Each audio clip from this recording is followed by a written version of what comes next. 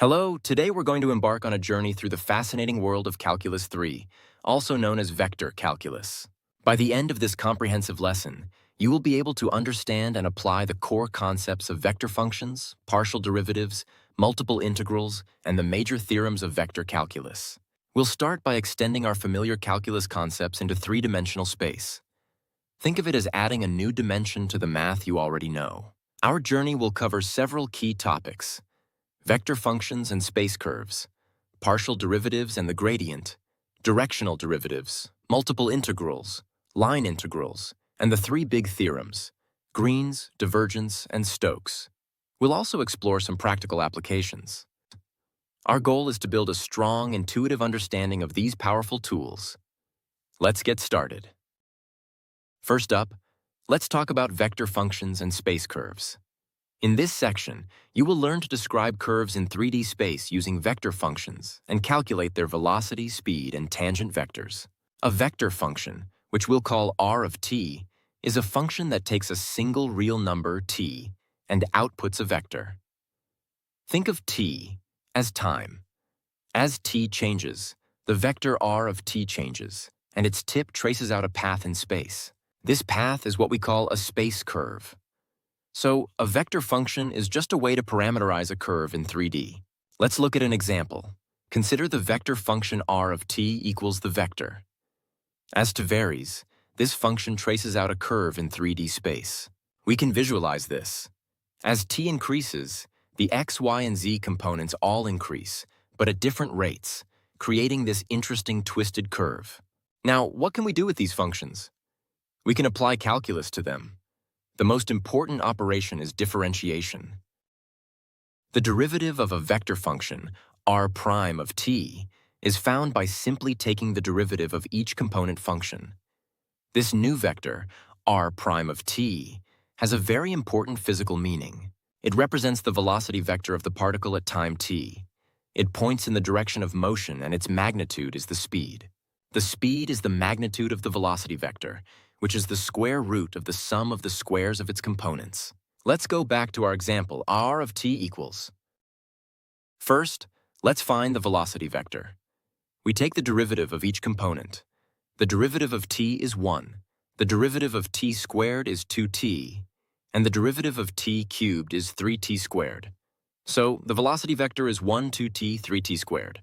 Next, let's find the speed. The speed is the magnitude of the velocity vector. It's the square root of 1 squared plus 2t squared plus 3t squared squared. This simplifies to the square root of 1 plus 4t squared plus 9t to the fourth. So we've successfully described a curve in space and calculated its velocity and speed. This is the foundation for understanding motion in 3D. Now let's shift our focus to functions of multiple variables. In this scene, you will learn how to find partial derivatives and use them to calculate the gradient of a function. Imagine a function z equals f of xy that takes two inputs, x and y, and gives one output, z. This function describes a surface in 3D space. How do we find the rate of change of such a function? Since there are two input variables, x and y, we can ask how the function changes as we move in the x direction, or how it changes as we move in the y direction. This leads to the concept of partial derivatives. The partial derivative of f with respect to x, written as fx, is found by treating y as a constant and differentiating f with respect to x. Similarly, the partial derivative of f with respect to y, written as fy, is found by treating x as a constant and differentiating f with respect to y. Let's work through an example to see this in action. Consider the function f of x, y equals x cubed times y squared plus 4x minus 5y. To find the partial derivative with respect to x, we treat y as a constant. The derivative of x cubed y squared with respect to x is 3x squared y squared. The derivative of 4x is 4, and the derivative of 5y, since y is a constant, is 0. So fx is 3x squared y squared plus 4. Now to find the partial derivative with respect to y, we treat x as a constant. The derivative of x cubed y squared with respect to y is 2x cubed y. The derivative of 4x is 0, and the derivative of 5y is 5. So Fy is 2x cubed y minus 5. These two partial derivatives can be combined into a single very important vector called the gradient. The gradient of f, denoted by the upside-down triangle symbol, is a vector whose components are the partial derivatives of f. It's a vector that points in the direction of the greatest rate of increase of the function. For our example, the gradient of f is the vector 3x squared y squared plus 4 2x cubed y minus 5. This vector tells us the direction of steepest ascent on the surface z equals f of xy. So, we've learned how to find partial derivatives and combine them into the gradient vector, which is a powerful tool for understanding the direction of change of a function. Building on the gradient, let's now explore directional derivatives. In this scene, you will learn how to calculate the rate of change of a function in any arbitrary direction. We know the gradient points in the direction of the steepest ascent, but what if we want to know how the function changes if we move in a different direction? That's where the directional derivative comes in. The directional derivative of f in the direction of a unit vector u, denoted d sub u of f, is the dot product of the gradient of f and the unit vector u. It's crucial that u is a unit vector, meaning its magnitude is 1. If you're given a direction vector that isn't a unit vector, you must normalize it first. Let's work through an example. Suppose we have the function f of xy equals x squared y cubed minus 4y, and we want to find its directional derivative at the point 2, 1, in the direction of the vector v equals 2, 5. We need to follow a few steps. First, find the gradient of f. Second, normalize the direction vector v. Third, evaluate the gradient at the given point. And finally, take the dot product. Step 1. Find the gradient. The partial derivative with respect to x is 2x cubed. The partial derivative with respect to y is 3x squared y squared minus 4. So the gradient is the vector x cubed 3x squared y squared minus 4. Step 2. Normalize the direction vector. The magnitude of v is the square root of 2 squared plus 5 squared, which is the square root of 29. So our unit vector u is 2 over the square root of 29, 5 over the square root of 29. Step 3. Evaluate the gradient at the point 2 or 1. Plugging in xl2 and y equals 1, we get the vector 4, 8. Step 4. Take the dot product. The directional derivative is the dot product of 4, 8 and 2 over root 29, 5 over root 29. This gives us 8 plus 40 all over root 29, which simplifies to 32 over root 29. This value, 32 over root 29, tells us the rate of change of the function f at the point 2, 1, if we were to move in the direction of the vector 2, 5. We've now seen how to calculate the rate of change in any direction. Next, we'll extend the idea of integration to multiple dimensions. In this scene, you will learn how to set up and solve double and triple integrals. Just as a single integral calculates the area under a curve, a double integral calculates the volume under a surface. It's written as the integral of f of xy over a region R in the xy plane. To solve a double integral, we turn it into an iterated integral, which means we integrate with respect to one variable at a time. Let's find the volume under the surface z equals x plus 2y over the rectangular region R defined by x from 0 to 2 and y from 0 to 1. We can set this up as the integral from 0 to 2 of the integral from 0 to 1 of x plus 2y dy dx. We always work from the inside out. First, we integrate with respect to y, treating x as a constant. The integral of x is xy, and the integral of 2y is y squared. We evaluate this from y equals 0 to y equals 1, which gives us x plus 1. Now we integrate this result with respect to x.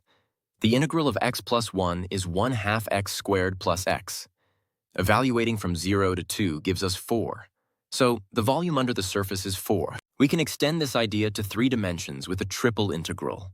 A triple integral, written as the integral of f of x, y, z over a solid region E, can be used to find the mass of a solid if f represents its density. Let's find the mass of a solid box E defined by x from 0 to 1, y from 0 to 2, and z from 0 to 3, with a density function f of x, y, z equals x plus y plus z. We set up the triple integral. Again, we work from the inside out. First, integrate with respect to z, then y, then x. Integrating with respect to z gives us 3x plus 3y plus 9, 2. Integrating this with respect to y gives us 6x plus 15.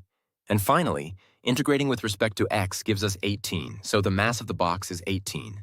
We've now seen how to calculate volumes and masses using double and triple integrals. This is a fundamental tool for analyzing objects in 3D space. Now let's move on to line integrals.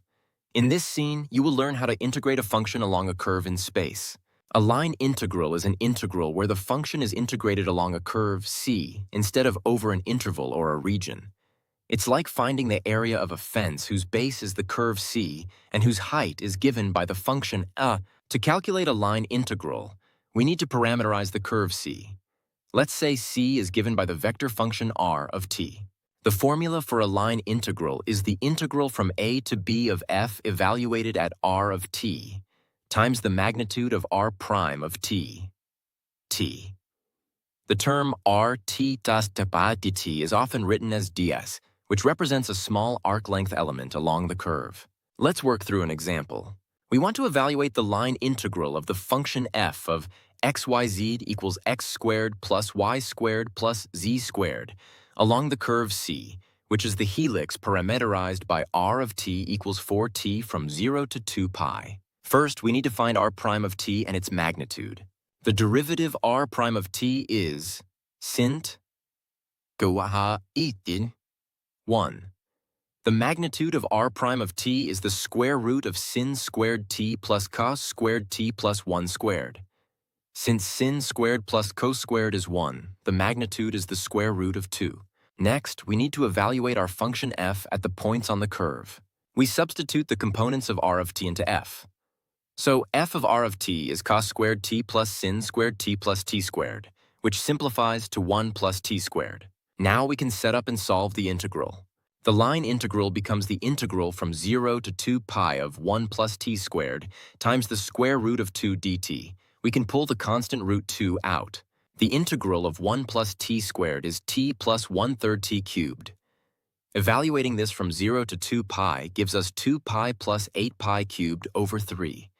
Multiplying by root 2, our final answer is root 2 times 2 pi plus 8 pi cubed over 3. We have now successfully calculated a line integral. This process allows us to integrate functions along curves, which is essential for many applications in physics and engineering. Now, let's introduce a powerful tool for relating line integrals to double integrals. In this scene, you will learn to apply Green's theorem. Green's theorem provides a fundamental connection between a line integral around a simple closed curve C and a double integral over the plane region D that C encloses. The theorem states that the line integral of p dx plus q di around C is equal to the double integral over d of the partial derivative of q with respect to x minus the partial derivative of p with respect to y dA. Here p and q are functions of x and y. This theorem is incredibly useful because it often allows us to replace a difficult line integral with a much simpler double integral, or vice versa. Let's use Green's theorem to evaluate the line integral of y squared dx plus 3xi dE, where c is the boundary of the square with vertices 0.0, 2, 2.2, and 2, oriented counterclockwise. First, let's identify p and q from our integral. In our integral, p of x, y is y squared, and q of x, y is 3. Next, we need to calculate the partial derivatives required by Green's theorem.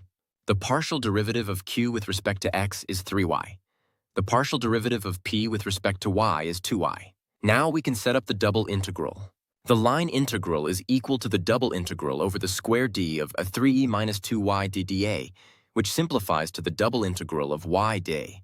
The region D is the square from x is 0 to 2 and y is 0 to 2, so we can write this as an iterated integral. This becomes the integral from 0 to 2 of the integral from 0 to 2 of y dd. Integrating with respect to y gives us 1/2 y squared, evaluated from 0 to 2, which is 2. Then integrating 2 with respect to x from 0 to 2 gives us 4. So the value of the line integral is 4. By using Green's theorem, we were able to solve a line integral by converting it into a much simpler double integral. This is a powerful technique that you'll use frequently in vector calculus. Next, we'll introduce two new vector operators that are fundamental to understanding vector fields. In this scene, you will learn to calculate the divergence and curl of a vector field. A vector field assigns a vector to every point in space. Think of it as a map of wind currents or water flow. We can analyze these fields using divergence and curl.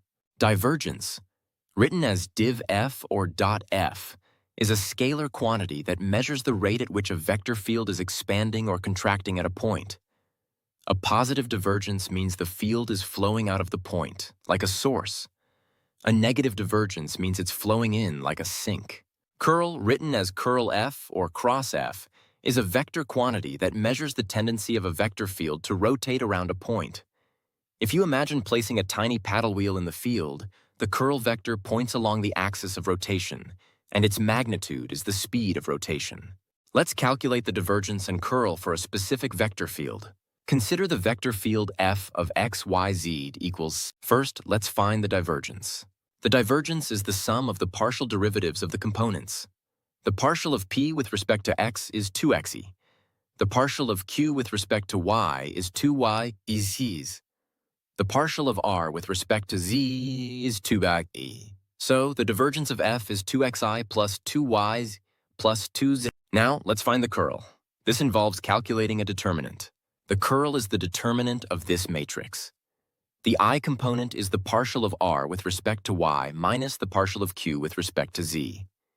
The j component is the partial of p with respect to z minus the partial of r with respect to x. And the k component is the partial of q with respect to x minus the partial of p with respect to y. Let's calculate each partial derivative. The partial of r with respect to y is 0.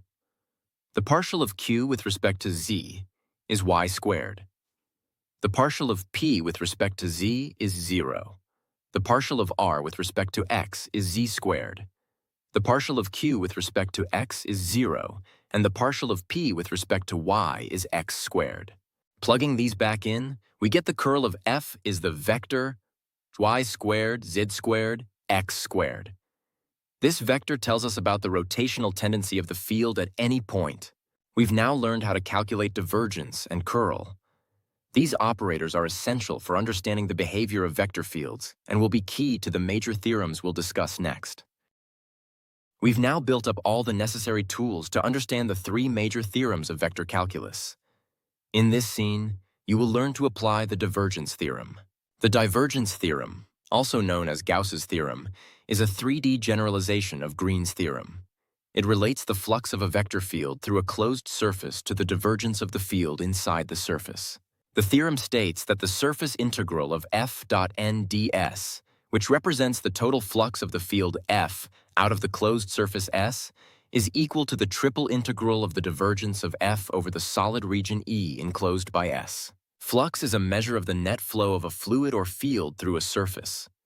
The theorem says that the total flow out of a closed surface is determined by the sources and sinks inside it. Let's use the divergence theorem to find the flux of the vector field f equals out of the unit sphere x squared plus y squared plus z squared equals 1. Calculating this flux directly as a surface integral would be very complicated. The divergence theorem makes it much easier. First, we calculate the divergence of f. The partial of x with respect to x is 1. The partial of y with respect to y is 1. The partial of z with respect to z is 1. So, the divergence of f is 1 plus 1 plus 1, which equals 3. Now, according to the theorem, the flux is the triple integral of this divergence over the solid region E, which is the unit ball. So, the flux is the triple integral of 3 dv over the unit ball E. We can pull the constant 3 out of the integral. The integral of dv over a region E is simply the volume of that region. The volume of a unit sphere is 4,3 pi times its radius cubed, which is 4,3p. Therefore, the flux is 3 times 4,3 pts, which equals 4 pi. We found the total outward flow through the sphere with a simple volume calculation. This example beautifully illustrates the power of the divergence theorem. It allows us to transform a difficult surface integral into a much simpler volume integral, providing a deep insight into the nature of vector fields. Our final major theorem is Stokes' theorem. In this scene, you will learn to apply this theorem to relate line integrals to surface integrals. Stokes' theorem is another fundamental connection, this time between a line integral around a closed curve C and a surface integral over any surface S that has C as its boundary. The theorem states that the line integral of f dot doctor around the boundary curve C is equal to the surface integral of the curl of f dot n ds over the surface S. The line integral on the left is a measure of the circulation of the field around the curve C. This theorem is incredibly versatile. It means that the circulation of a vector field around a loop depends only on the curl of the field on any surface that spans that loop. Let's use Stokes' theorem to evaluate the line integral of f dot dar, where f equals e, and c is the boundary of the part of the paraboloid z equals 1 minus x squared minus y squared that lies above the xy plane, oriented counterclockwise. The boundary curve C is the intersection of the paraboloid with the xy plane, where z is 0. This gives us x squared plus y squared equals 1, which is the unit circle. Calculating the line integral directly would require parameterizing this circle and the vector field, which is doable but can be tedious. Stokes' theorem offers a shortcut. Step 1. Calculate the curl of f. The curl of is the vector bon 1 to 1. Step 2. Choose a surface S that has C as its boundary. The simplest choice is the flat disk D in the xy plane enclosed by the unit circle C. For this disk, the normal vector n is simply the vector 0, 0, 1 pointing upwards. Step 3. Calculate the dot product of the curl and the normal vector. The dot product of 1, 1 to 1 and 0, 0, 1 is y. Step 4. Set up and evaluate the surface integral. The line integral is equal to the double integral of 1 over the disk D. This is just negative 1 times the area of the disk. The area of a unit disk is pi. So the value of the line integral is negative pi. Once again, we've used a major theorem to simplify a complex calculation. Stokes' theorem is a cornerstone of vector calculus, connecting circulation to curl and providing a powerful tool for solving problems in electromagnetism and fluid dynamics. Finally, let's bring all these concepts together with some practical applications. In this scene, you will learn how to use integrals to find mass, center of mass, and flux. We've already seen how to find the mass of a solid using a triple integral. If we have a solid region E with a density function v of x, y, z, its total mass m is the triple integral of the density over E. But where is the average position of this mass? That's the center of mass. The coordinates of the center of mass, x bar, y bar, and z bar, are found by dividing the moments about the yz, xz, and xy planes, respectively, by the total mass m. The moments are calculated by integrating the density function multiplied by the corresponding coordinate. For example, the moment about the yz plane, myz, is the triple integral of x times the density. Let's find the center of mass of a solid hemisphere of radius 1 with uniform density y equals 1. The mass of this hemisphere is its volume, which is 230 pi. By symmetry, the center of mass must lie on the z-axis, so x bar and y bar are both 0. We only need to find z bar. The moment about the xy plane, mxy, is the triple integral of z dv over the hemisphere. Using spherical coordinates, this integral becomes 2 pi times the integral from 0 to 1 of r cubed daughter, which evaluates to pi over 2. Finally, z bar is mxy divided by m, which is pi over 2 divided by 2 pi over 3, giving us 3/4. So the center of mass is at the point 0, 0, 3/4. Another key application is calculating flux, which we touched on with the divergence theorem. Flux is the rate of flow of a vector field through a surface. It's calculated by the surface integral of the dot product of the field f and the normal vector n over the surface S. This integral measures the net amount of stuff passing through the surface. For a closed surface, we can use the divergence theorem, but for an open surface, we must calculate the surface integral directly. These applications demonstrate how the tools of vector calculus are used to solve real-world problems in physics, engineering, and other sciences. Let's take a moment to recap what we've covered today. We've taken a comprehensive tour of Calculus 3, or vector calculus. We started with the basics of vector functions and space curves, learning how to describe motion in 3D. We then moved to functions of multiple variables, introducing partial derivatives and the gradient. which tells us the direction of steepest ascent. We extended integration to multiple dimensions with double and triple integrals, and learned how to integrate along a curve with line integrals. We then introduced the powerful operators of divergence and curl to analyze vector fields. Finally, we explored the three major theorems that connect these concepts: Green's theorem, the divergence theorem, and Stokes' theorem. We saw how these theorems can simplify complex calculations and provide deep insights into the behavior of vector fields. You are now equipped with a strong foundation in vector calculus. You can describe curves and surfaces, analyze rates of change in multiple dimensions, calculate volumes and flows, and apply the major theorems to solve a wide range of problems. This is a rich and beautiful subject, and I encourage you to continue exploring its many applications. Thank you for joining me on this journey.